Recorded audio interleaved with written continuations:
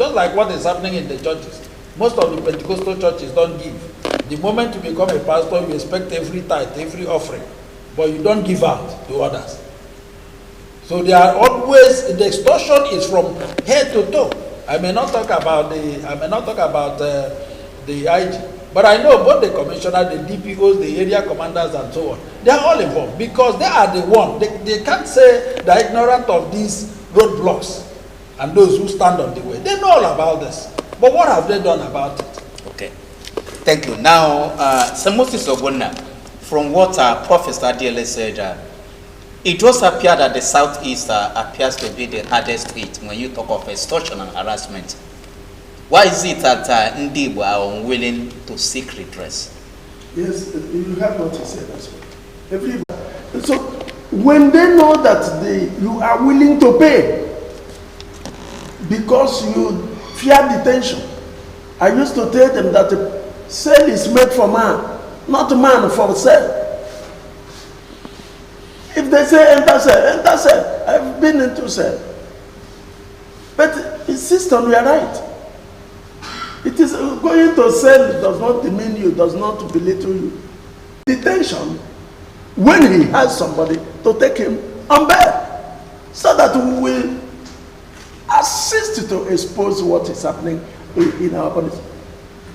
You see, if the police should know that the level of crime, the pattern of crime has changed to banditry, to kidnapping, to robbery, they will change their strategy. That's why when they are at police checkpoints, they will make, instead of, securing the place and the people, even becoming security conscious themselves. The other day we were traveling, see all of them rushing to know whether our driver paid or not. Even a corporal was giving an order to DPO, inspector of police, giving him order. They give way and the jeeps will pass. If they see a lady in a vehicle, they will pack her. Particulars. They won't even bother the boot. That is the problem. If the DPOs, upon whose shoulder rests the grassroots policeness, we will have a good police security.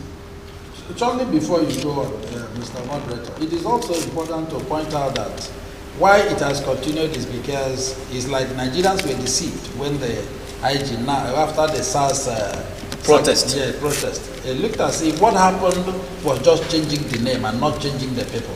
That's why it does appear that every young man with a laptop is now regarded as a criminal. Should that be the case?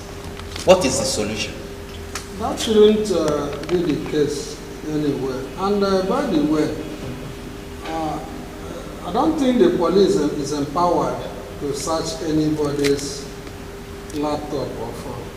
I think the police only has that right when a crime has been reported against somebody that is using this instrument for something.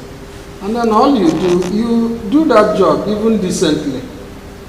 You look at the social part of it. So I don't think their job is to do that. Rather, it is retrogressive. It does not call for advancement in training, in learning, and then development of the society. It is not the job of the police.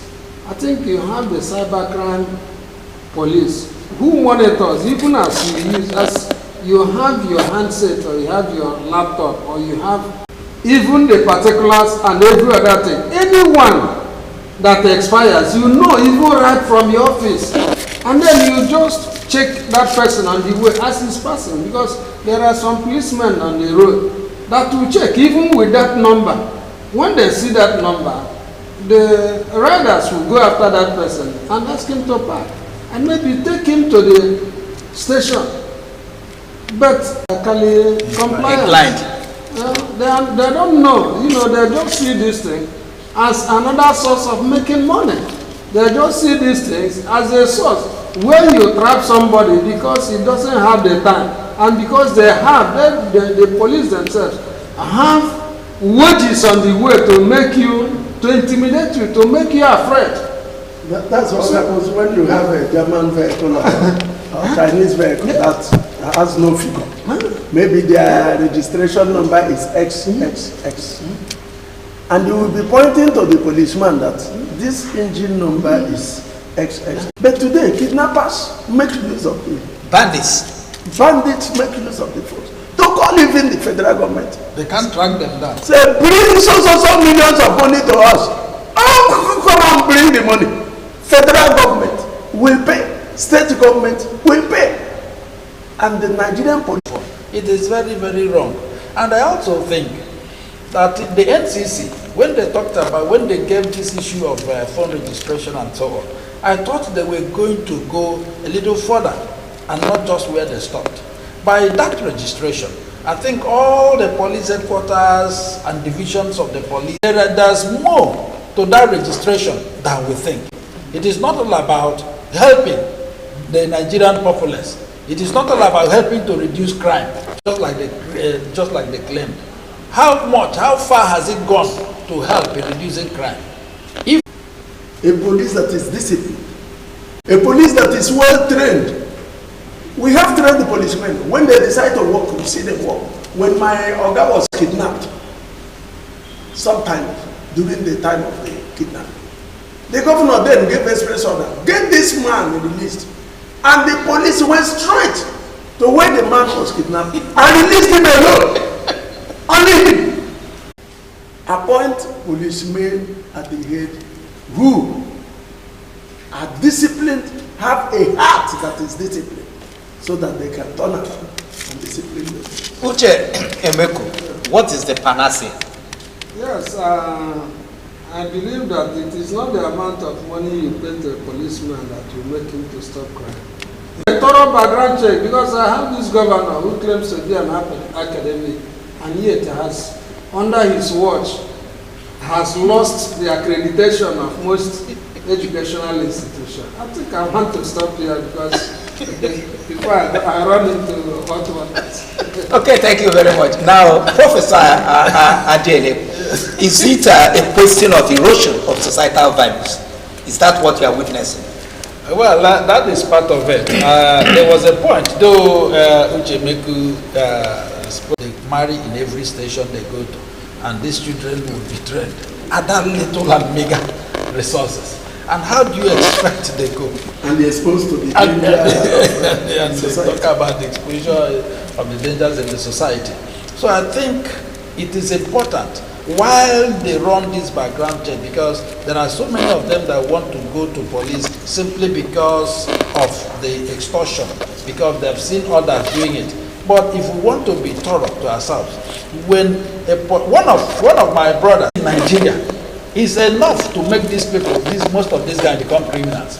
When a House of Assembly member who is your classmate, within a year or 2 years is elected, he has a duplex, has chains of cars, become a multi-millionaire. And you a civil servant as a police officer and so on, you have nothing to compare to what he has. The senators go home with millions of naira, yet those who taught them in class cannot. At the end of today's edition of the program, Issues of the Moment, it came to you on the stable of Living Television Aba in southeast Nigeria.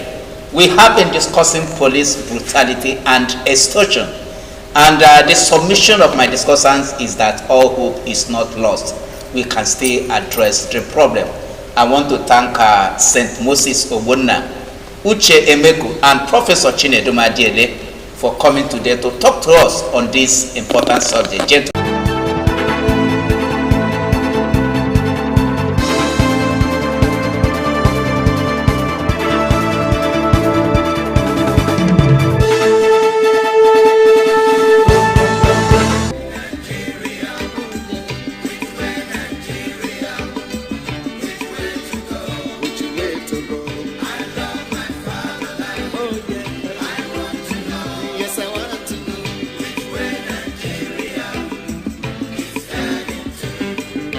Revolution is a reality.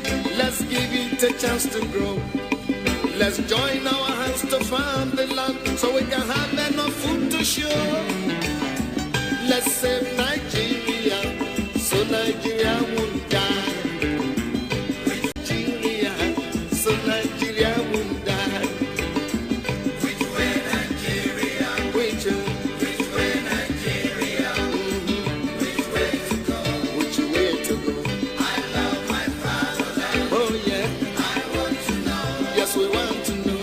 Which way Nigeria is heading to? Remember that a simple step is the beginning of a million miles. Let's start right now to repeat out. It is written in the book of God. The good people will surely find their ways, and the meek will inherit the world. Let's save Nigeria.